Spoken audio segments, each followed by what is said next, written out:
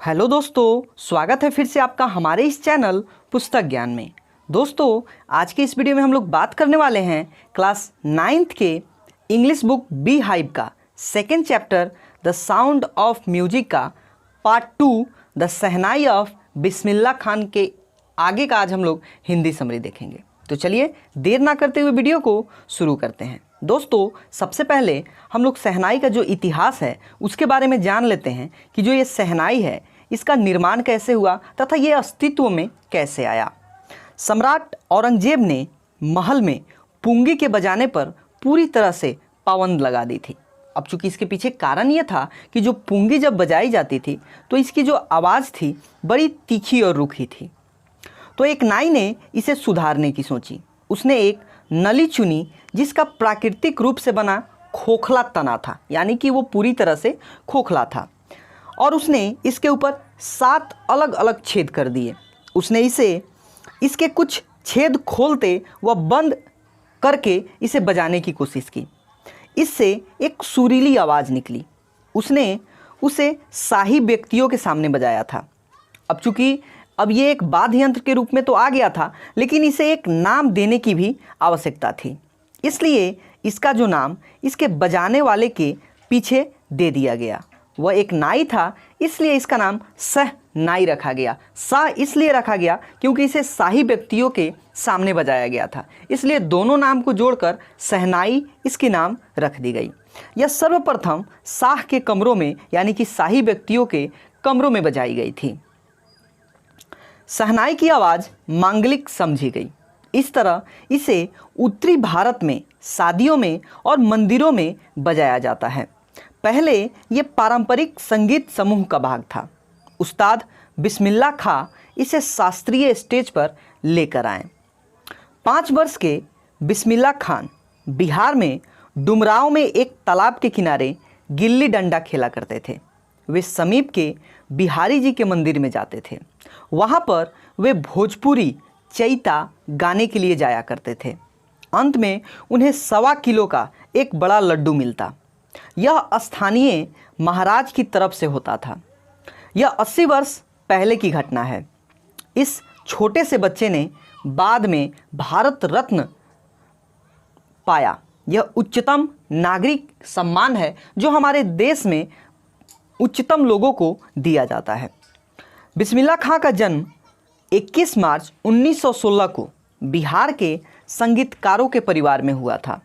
उसके दादा रसूल बख्श भोजपुर सम्राट के दरबार के शहनाई नवाज हुआ करते थे। उनके पिता पैगंबर बख्श और दूसरे पूर्वज महान शहनाई वादक भी हुआ करते थे। युवा बिस्मिल्लाह खान ने जीवन में छोटी आयु में ही संगीत को अपना लिया।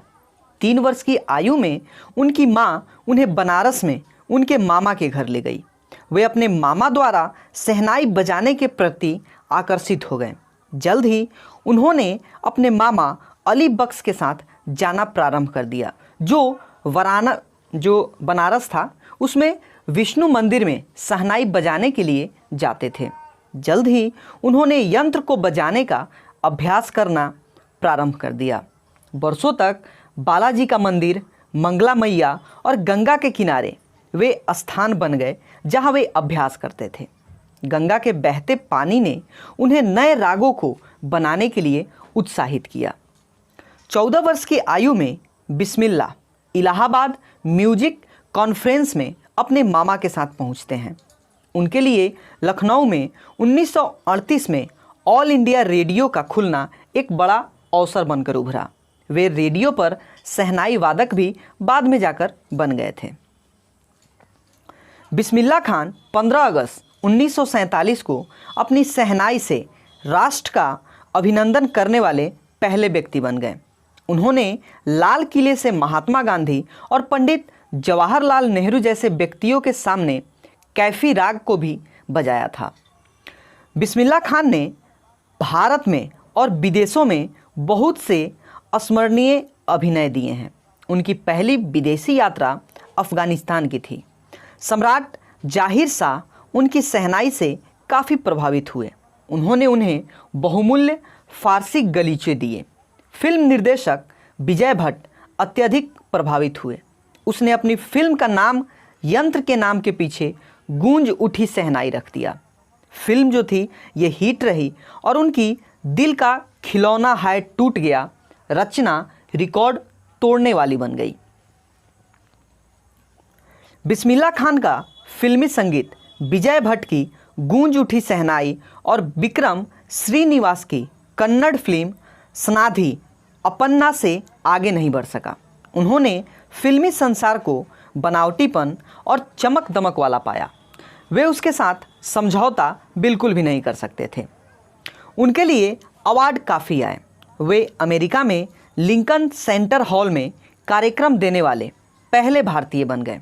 उन्होंने मॉन्ट्रियल में वर्ल्ड एक्सपोजिशन में, कॉन्ज ऑफ फेस्टिवल में और ओसाका ट्रेड फेयर में भी भाग लिया। उनके नाम पर तेहरान में एक सभागार का नाम तहर मौसिक उस्ताद बिस्मिल्लाह खान रखा गया।